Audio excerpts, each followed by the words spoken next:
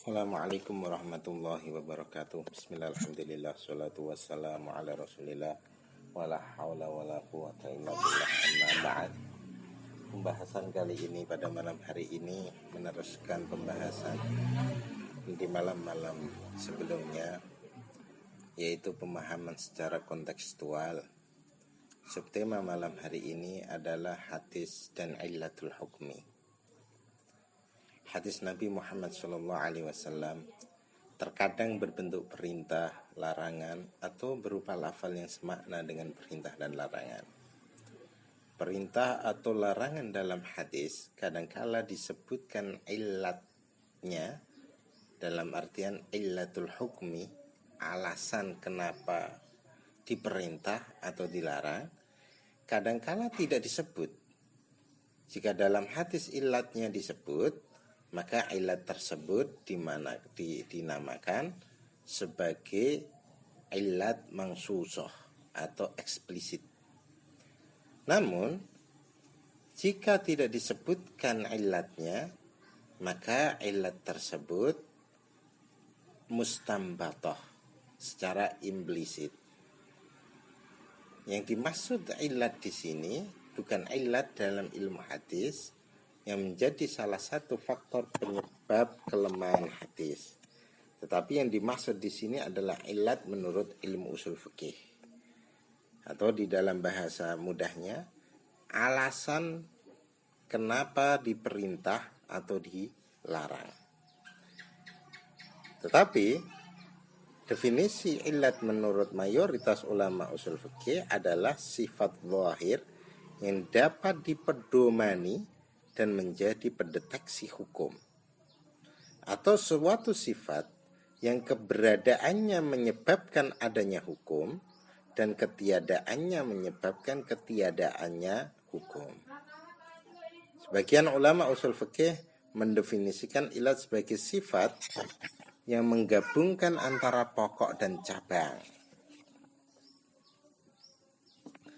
Ilat diperlukan dalam mempraktikkan metode kias atau analogi, karena ilat merupakan sifat yang menyatukan antara asal dan fara', antara pokok dan cabang, hukum pokok dan hukum cabang. Ilat termasuk salah satu di antara komponen kias. Kita dapat mengetahui adanya suatu hukum dengan adanya ilah, dan tidak adanya suatu hukum dengan tidak adanya illat. Al-ahkam tadurru ma'illatiha wujudan wa adaman. Hukum itu berrotasi pada illat, baik adanya hukum tersebut atau tidak adanya hukum tersebut. Secara umum, illat yang eksplisit tidak menyebabkan adanya perbedaan pendapat di antara ulama. Berbeda halnya dengan ilat mustambatah atau ilat yang implisit. Sebab ilat yang ini terkadang menyebabkan para ulama berbeda pendapat mengenai maksud hadis yang ilatnya tidak disebut di dalam teksnya. Karenanya, tidak ada perbedaan pendapat dalam memahami maksud hadis yang menyebut ilatnya, sebab ilat dicantumkan di sana dan ilat tersebut mangsusah. Perbedaan pendapat dalam hal ini baru tampak ketika ada pendapat perbedaan riwayat di dalam hadis. Sebagian ulama menggunakan riwayat hadis yang memuat ilat al-mangsus di dalamnya, sementara sebagian ulama yang lain menggunakan riwayat hadis yang tidak menyebut ilat di dalamnya. Berikut ini adalah contoh beberapa hadis yang menyebut ilat di dalamnya secara eksplisit dan bagaimana para ulama memahaminya. Contoh, yang pertama adalah hadis yang diriwayatkan oleh Imam Bukhari dan Imam Abu Dawud bahwa Rasulullah SAW bersabda, kullu syarabin askara fahuwa haramun. Setiap minuman yang memabukkan adalah haram. Hadis riwayat Muslim, kullu muskirin khamrun wa kullu muskirin haramun. Setiap yang memabukkan adalah khamr dan setiap yang memabukkan adalah haram.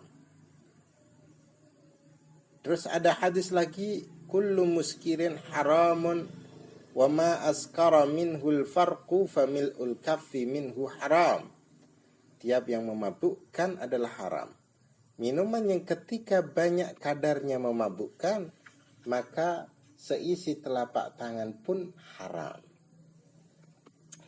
Hadis-hadis di atas menyatakan secara eksplisit bahwa setiap yang memabukkan, cairan maupun benda padat, matang maupun dimasak, dari perasan anggur atau dari bahan lain adalah haram. Ilat keharaman benda tersebut adalah memabukkan. Dalam hal ini tidak ada perbedaan pendapat di kalangan ulama, sebab ilat yang menyebabkan keharaman tercantum di dalam teks hadis. Para ulama juga memahami hadis-hadis di atas bahwa setiap minuman yang tidak memabukkan adalah tidak haram. Ini berarti mafhum mukhalafahnya, karena tidak adanya ilat memabukkan di dalamnya. Terus hadis berikutnya adalah hadis tentang menunggu dingin sholat zuhur, yang diriwayatkan oleh Imam Bukhari dari Abu Dzar Al-Ghifari berkata, kami bersama Nabi Muhammad SAW dalam suatu perjalanan. Saat muadzin hendak mengumandangkan azan, Nabi Muhammad SAW bersabda, tunggu sampai dingin. Lalu ketika muadzin itu hendak mengumandangkan azan lagi, beliau bersabda padanya, tunggu sampai dingin. Sehingga kami melihat bayang-bayang condong. Kemudian Nabi bersabda, sesungguhnya hawa yang sangat panas itu berasal dari hembusan neraka jahanam. Apabila hawa sangat panas, maka tunggu sampai udara dingin untuk sholat. Nabi Muhammad SAW menyatakan bahwa ilat menunggu dingin dalam sholat zuhur adalah hawa yang sangat panas. Dari sini kita dapat memahami perintah sholat zuhur dengan menunggu dingin adalah berkaitan dengan kondisi yang sangat panas. Jika kondisi ini tidak ada, maka menunggu dingin untuk sholat zuhur tidak diperintahkan. Karena itu di dalam mazhab Syafi'i kita mengetahui tabrid sholat ini disunahkan dengan beberapa syarat. Kalau sholatnya itu di masjid jamaah, kalau sholatnya di rumah tidak perlu tabrid. Sangat panas ini kan kalau menuju masjid. Kalau tidak menuju masjid, sholatnya di rumah, dia sebelum zuhur juga di rumah, maka tidak perlu adanya tabrid. Dan banyak lagi syarat-syaratnya karena adanya ilat ini. Adanya ilat ini, nah itu disunahkannya tabrid menurut mazhab Syafi'i itu sesuai dengan ilat tersebut. Ketika ilat tersebut tidak ada karena banyak faktor, maka tidak disunahkan lagi tabrid. Contoh berikutnya adalah berbeda dari orang musyrikin. Bahwa Imam Bukhari dan Imam Muslim meriwayatkan dari Abdullah bin Umar bahwa Rasulullah SAW bersabda, khaliful musyrikina ahfus syawariba wa au fururi liha. Artinya, tampillah berbeda dari kaum musyrik, cukurlah kumis dan biarkanlah jenggot. Teks hadis ini menyatakan bahwa Rasulullah SAW memerintahkan orang-orang beriman untuk tampil berbeda dari kaum musyrikin, yaitu dengan cara mencukur kumis dan membiarkan jenggot lebat. Karena kalimat yang kedua yaitu cukurlah kumis dan biarkanlah jenggot, sebagaimana yang dikutip oleh para ulama, merupakan badal atau pengganti sebagai penjelas dari kalimat yang pertama, yaitu tampillah berbeda dari kaum musyrikin. Jika demikian, maka kalimat yang kedua merupakan badal ba'dul minkul atau sebagian dari keseluruhan.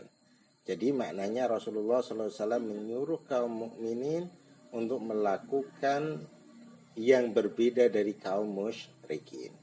Di antara perbedaan tersebut adalah mencukur kumis dan membiarkan jenggot tumbuh dengan banyak dan lebat. Mahal syahidnya, kalau benar bahwa berbeda dari kaum musyrikin adalah ilat atau faktor penyebab larangan tersebut, perintah dan larangan tersebut, maka ilat tersebut mangsusah atau bersifat eksplisit, karena Rasulullah SAW menyebutkan di dalam teks hadis tersebut. Jika demikian, seharusnya tidak ada lagi perbedaan pendapat bahwa yang diperintah dalam hadis ini adalah berbeda dari kaum musyrikin. Namun kenyataannya para ulama berbeda pendapat tentang kewajiban mencukur kumis dan membiarkan jenggot. Di antara mereka ada yang berpendapat bahwa hal tersebut tidak wajib, karena yang diperintahkan dalam hadis adalah berbeda dari kaum musyrikin. Perbedaan ini dapat berupa mencukur kumis dan membiarkan jenggot, dan dapat pula dengan yang lain sesuai perbedaan daerah dan zaman di mana kaum musyrikin itu berada.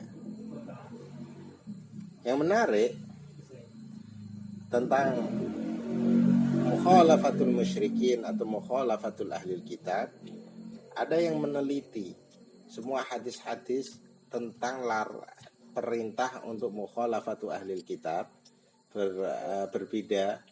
bertampillah berbeda dengan kaum musyrikin maupun ahlil kitab, itu tidak menunjukkan keharaman, tetapi menunjukkan hanya kemakruhan.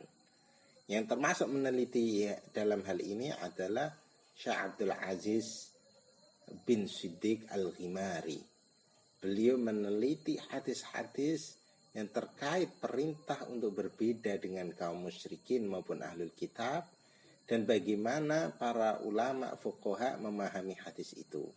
Dan ditemukan semua hadis yang tentang hal itu menandakan bukanlah sebuah keharaman, tetapi sama dengan kaum musyrikin atau ahlul kitab di dalam hadis-hadis tersebut itu menunjukkan kemakruhan saja, tidak sampai ke haraman.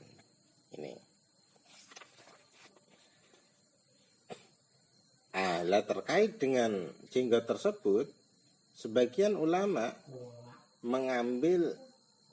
menyatakan bahwa mengambil riwayat yang tidak ada ilatnya, yaitu riwayat dari Musnad Ahmad, Qussus syawarib wa'aful liha, cukurlah kumis dan biarkanlah jenggot. Menurut Imam Suyuti, hadis ini termasuk hadis sahih. Itu. Jadi adanya perbedaan itu. Nah, tentunya kalau di dalam kacamata usul fikih, perbedaan dua riwayat di atas itu kategori mujmal dan mubayyin dalam hadis. Riwayat Imam Ahmad bin Hanbal adalah mujmal, sedangkan riwayat Imam Bukhari dan Muslim ini adalah mubayyin, menjelaskan. Berdasarkan kaidah usul fikih, bahwa apabila ada dua hadis dalam topik yang sama, salah satunya mujmal dan yang mubayyin, maka hadis yang mujmal harus dipahami dengan hadis yang mubayyin, sehingga hadis mujmal tersebut menjadi hadis yang mubayyin. Berikutnya yaitu ilat mustanbatah atau ilat implisit. Berbeda dengan ilat mangsusah, faktor penyebab secara eksplisit yang lafadznya tercantum di dalam teks dalil. Ilat mustanbatah adalah faktor penyebab yang ditemukan oleh seorang mujtahid saat menggali hukum dari teks-teks dalil. Karena ilat mustanbatah dapat dideteksi melalui proses ijtihad, maka tidak heran apabila ilat ini menjadi salah satu faktor adanya perbedaan pendapat di kalangan mujtahid. Karena ilat dalam sebuah teks terkadang dapat diketahui oleh seorang mujtahid, namun tidak diketahui oleh mujtahid yang lain.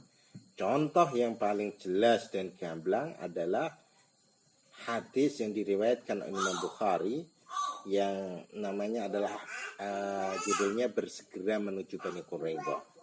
Bahwasanya Rasulullah SAW bersabda, janganlah sekali-kali seorang pun sholat asar kecuali di Bani Quraidah. Maka sebagian dari mereka mendapati sholat asar di perjalanan. Ada yang berkata, kita kerjakan sholat asar setelah tiba di sana atau Bani Quraidah. Sebagian lain berkata, tidak, kita laksanakan sholat asar di sini. Nabi tidak menghendaki kita mengakhirkan sholat asar sampai malam. Kemudian hal tersebut dilaporkan pada Rasulullah SAW. Ternyata beliau tidak menyalahkan seorang pun dari mereka. Ini lihat. Sebagian sahabat memahami secara tekstual.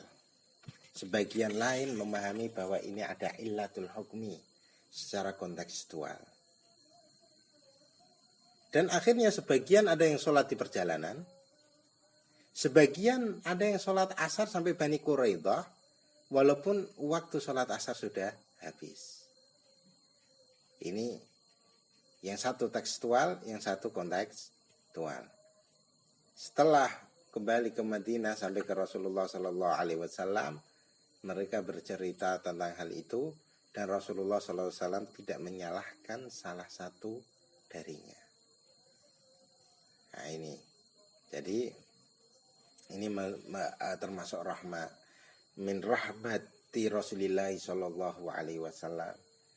Ini termasuk kategori mudahnya agama Islam. Jadi ketika ada yang memahami secara tekstualis, asal tidak menabrak dengan kaidah-kaidah atau hadis-hadis yang lebih sharih, bagaimana yang sudah saya jelaskan di pertemuan-pertemuan sebelumnya, ya kita hargai. Begitu juga ada yang memahami secara kontekstual juga kita hargai. Dengan cukup sekian, wallahul muwaffiq ila aqwamit thoriq wal afu minkum. Assalamualaikum warahmatullahi wabarakatuh.